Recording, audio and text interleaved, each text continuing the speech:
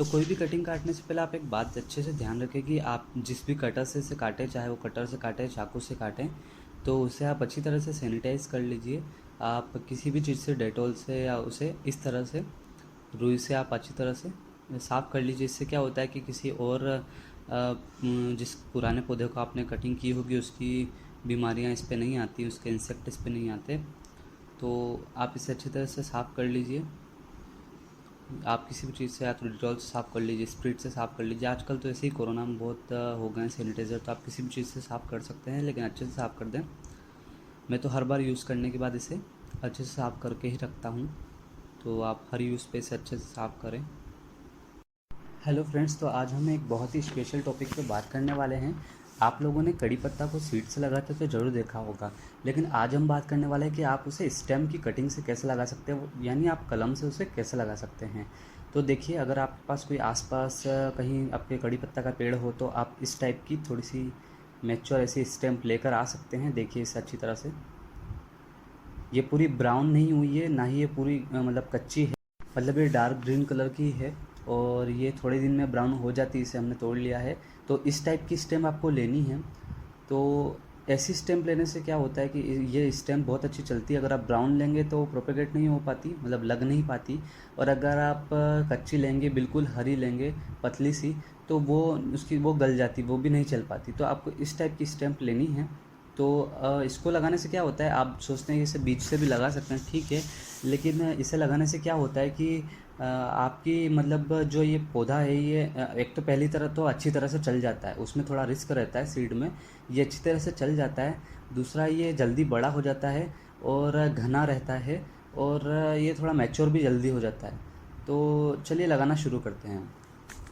तो सबसे पहले हमने कटिंग ले ली है। अगर आपकी कटिंग 4 से 6 इंच की हो तो ठीक है, अगर आपकी कटिंग बड़ी हो तो आप इसे 4 से 6 इंच तक के लिए काट लें, जितने आप काट सकें एक स्टेम में से। तो आप इतना 4 से 6 इंच के लिए उसे काट लें। काटने के बाद आप उसके सारे पत्ते हटा लें, बस ऊपर ऊपर के 2-3 पत्ते रहने दें, छोटे छोटे जो रहते हैं ऊपर नए निकले हुए उसे रहने दें। और नीचे वाली जो स्टेम है इसके भी 1-2 पत्ते ऊपर के रहने दें। उसके बाद आप क्या करें कि आप इसे इस तरह से काटें, मतलब जैसे आपको फिर अभी इसको काटना है ना, जो मैं आपको बोल रहा हूँ 4 से 6 इंच काटना है। तो आपको कैसे काटना है कि जहाँ आपको ये नोड एरिया दिख रहा हो, ऐसा ये इस तरह का नोड एरिया दिख रहा हो, वहाँ से आपको इसे काटना है। इसके नीचे क्या होता है, इसके जस्ट नीचे से आप काटें, थोड़ा नीचे से और काट सकते हैं कोई बात नहीं, लेकिन आप थोड़ा नीचे से काटें ताकि आप जब शेप देंगे इसे तो ये नोड एरिया नहीं कटेगा। तो आप इसे इस तरह से इस जगह से काटें। तो इसे आप ऐसे काट लीजिए। काटने के बाद आप क्या करेंगे कि इसे चाकू से, या आपका कटर अगर धारदार हो तो आप उसे ऐसे वाले कटर से ना काटें। अगर आपसे ऐसा वाला कटर है ना तो उसमें दिक्कत हो जाती है कि ये इधर से पीछे से मतलब धारदार नहीं है, तो ये इसके टिश्यूज़ डैमेज हो जाते हैं। ये सिर्फ बड़ी कटिंग काटने के लिए होता है। तो आप एक काम कीजिए कि चाकू से इसे काट लें। चाकू से काटने से क्या, एक और आप इसे इस तरह से काटें 45 डिग्री के एंगल से। 45 डिग्री के एंगल से आप काटेंगे, 45 डिग्री के एंगल से आप काटेंगे, तो आप एक ही बार में इसे काट लें।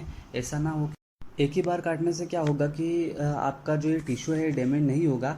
और दूसरा, आप क्या करें कि आप इसे मतलब एक बार जो कट गया वो कट गया, ऐसा ना हो कि आप बार बार काटे ही जा रहे हैं। ऐसा ना हो, एक बार जो कट गया, कोई दिक्कत वाली बात नहीं है। उसके बाद आप क्या करें कि इसके आसपास कुछ इस तरह से स्क्रैच कर दें। स्क्रैच करने से क्या होगा कि रूट को निकलने के लिए जगह अच्छी और मिल जाएगी। इस तरह से आप स्क्रैच कर ले, देखिए। तो ये हमने स्क्रैच कर लिया है। स्क्रैच करने के बाद आप क्या करें, जैसे ही आपने काट लिया तो आप उसी टाइम इसे आप पास में किसी मग में या इसमें डाल दें, पानी में। तो पानी में रखने से क्या होगा कि आपको पहला तो ध्यान रहेगा कि आपने कौन सा हिस्सा नीचे वाला काटा है, तो वो आपको लगाने में दिक्कत नहीं आएगी। और दूसरा, ये गीला भी रहेगा जब तक आप लगाएंगे, इसे मॉइस्चर रहेगा। तो एक और बात मैं आपको बता रहा था कि जैसे आप कहीं दूसरे जगह से ला रहे हैं या आसपास कहीं दूर से ला रहे हैं कटिंग को, तो आप इस तरीके से देखिए, इस तरीके से आप किसी भी गीले रुमाल या गीले न्यूज़पेपर में इन कटिंग को इस तरह से फोल्ड करके ले आइए, इस तरह से। तो इससे क्या होगा कि आप जब इसे घर तक लाएंगे, जब तक ये मॉइस्ट रहेगा, और आप क्या कीजिए कि घर आते ही इसे पानी में डाल दें, ऐसा ना हो आप भूल जाएं। घर आते ही आप इसे पानी में डाल दें, और ताकि ये थोड़ी मॉइस्ट रहेगी, आप लगाएंगे जब तक आपको कोई दिक्कत नहीं आएगी टिश्यू डैमेज होने की। तो ये मैंने पोटिंग मिक्स ले लिया है। पोटिंग मिक्स में मैंने एक हिस्सा खाद, एक हिस्सा वर्मी कंपोस्ट मतलब खाद आप कोई सी भी ले सकते हैं, तो आप गोबर खाद लीजिए, वर्मी कंपोस्ट लीजिए, और एक हिस्सा बालू रेत जो बजरी होती है कंस्ट्रक्शन में काम आती है वो ले लिया है। और आपकी स्क्रीन पे आप देख सकते हैं, आपके ये आ रहा है लिखा हुआ, तो इस पर आप देख सकते हैं। तो मैंने ये ले लिया है। और अगर आप चाहते हैं कि और भी आप अच्छे से सॉइल बना सके तो उसकी लिंक मैंने डिस्क्रिप्शन में दे दी है कि आप प्लांट के लिए सभी प्लांट के लिए कैसे एक बहुत अच्छी सॉइल बना सकते हैं। उसकी लिंक आपको डिस्क्रिप्शन में मिल जाएगी, आप वहाँ से भी देख सकते हैं। तो ये मिट्टी को हमने क्या किया है कि इस मिट्टी में मैंने थोड़ा पानी डाल के इसे थोड़ा मॉइस्ट कर दिया है। पहले आप आधे घंटे पहले पानी डाल दें, अभी भी डाल दें तो कोई दिक्कत नहीं है, थोड़ा मतलब गीला हो जाए, थोड़ा हार्ड नहीं रहे, हार्ड ना रहे।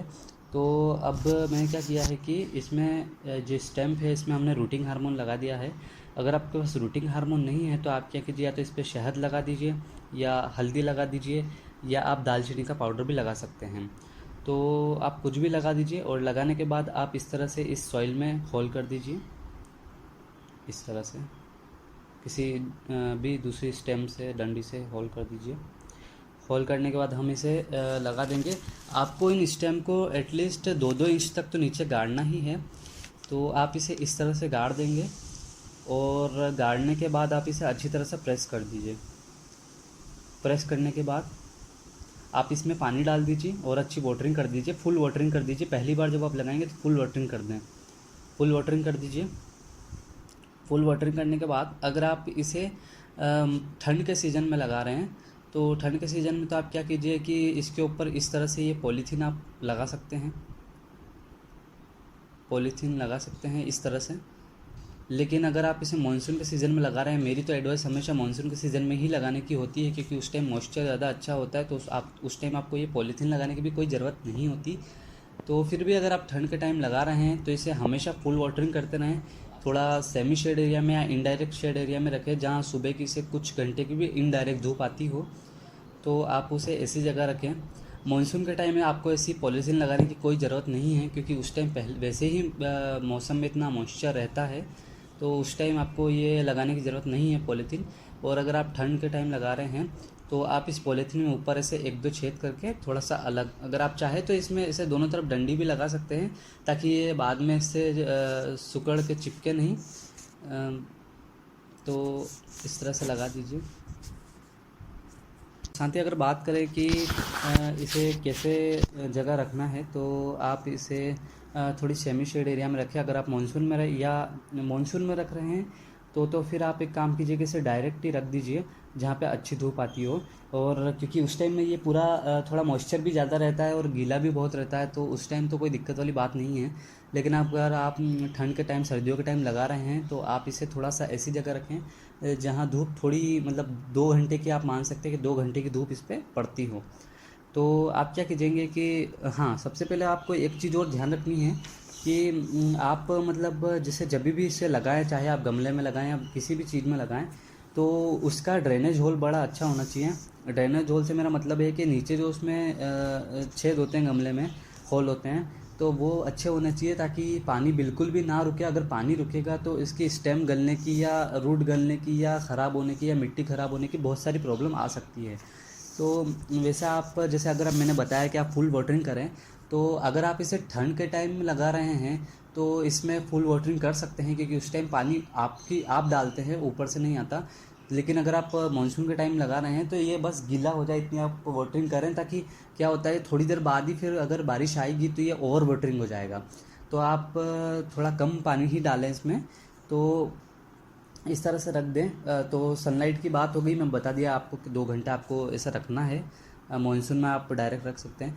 तो बरसात की अगर बात करें तो आप इसे क्या करें कि ऐसी जगह ना रखें जहाँ इस पर लगातार पानी गिरता रहे।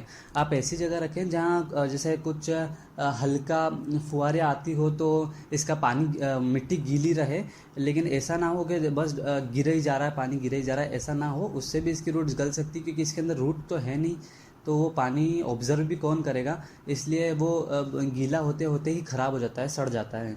तो आप इसे ऐसी जगह रखें जहाँ पे ज़्यादा पानी भी ना गिरता हो, बस इतना गिरता हो कि गीला होता रहे ये, और इसमें कोई भी फंगस टाइप का कुछ ना लगे।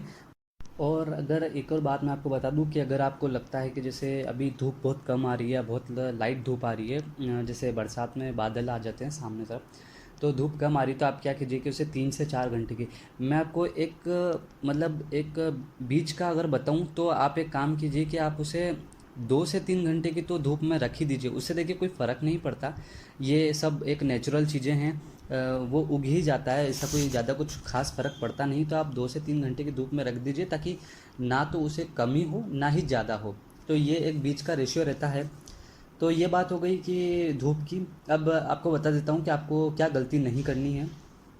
तो सबसे पहले तो मैं आपको बता दूं कि इसे करीब उगने में 1 महीना लग जाता है।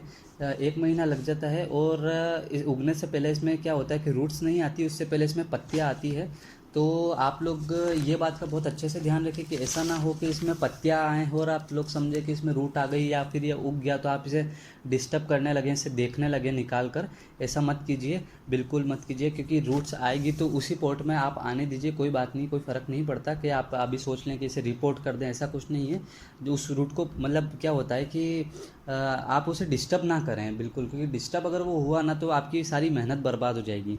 आप सोच लें कि पत्ती आ गई मतलब रूट्स भी आ गई मतलब हमारा प्लांट चल गया, ऐसा नहीं होगा। पहले पत्तियाँ आएगी फिर धीरे धीरे रूट्स निकलती है, और अगर आप छोटी रूट्स भी निकल गई और आप उसे डिस्टर्ब कर दें तो वो भी ख़राब हो जाती है। तो आप इसे बिल्कुल डिस्टर्ब ना करें।